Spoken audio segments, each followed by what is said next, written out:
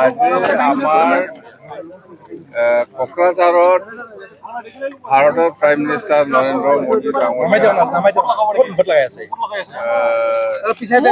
কথা আছিলে, কিন্তু বতৰৰ কাৰণে আহিব নোৱাৰিলে। যেন হওক, আমাৰ যিখিনি BTC অঞ্চলত যিখিনি এজেণ্ডা লৈ পেলাই কাম কৰিব লগা আছিল, সেইটো প্ৰাইম মিনিষ্টাৰ ডাঙৰীয়াই গুৱাহাটীৰ পৰাই কৰি দিছে। তাৰ কাৰণে আমি BTC বাকী ৰাইজৰ হৈ মোদী ডাঙৰীয়াক আমি ধন্যবাদ যাচিছোঁ। আৰু সঁচাকৈ যদি আহিব পাৰিলে আৰু বহুত ভাল হ'লে হয়, কিন্তু বতৰ বেয়া, কি কৰিব।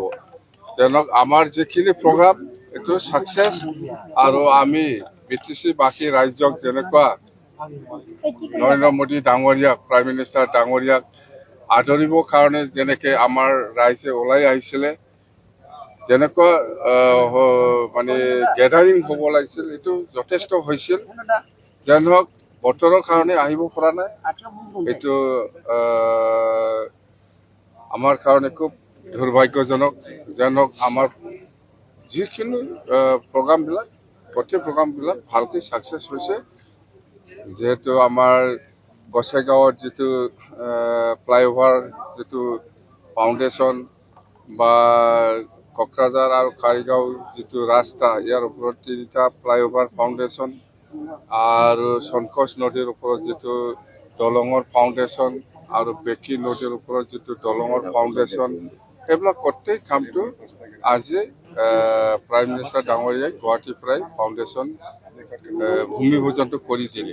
আৰু ইয়াৰ লগতে বাছবাৰীত যিটো ৰেলৱে যিটো ৱৰ্কশ্বপ হ'ব লাগে, সেইটো আজি ভালকৈ গুৱাহাটীৰ পৰাই ভূমি পূজনটো কৰিলে।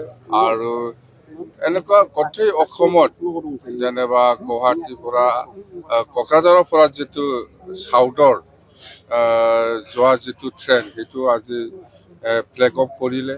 মুঠতে খুব ভালে লাগিছে।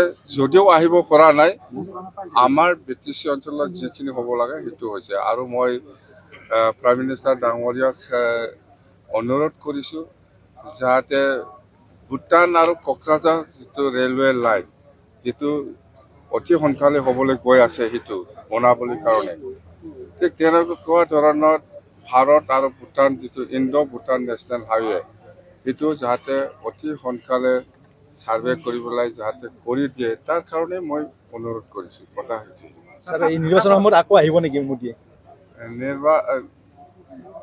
নিৰ্বাচনটো হ'ব এপ্ৰিল মাহত।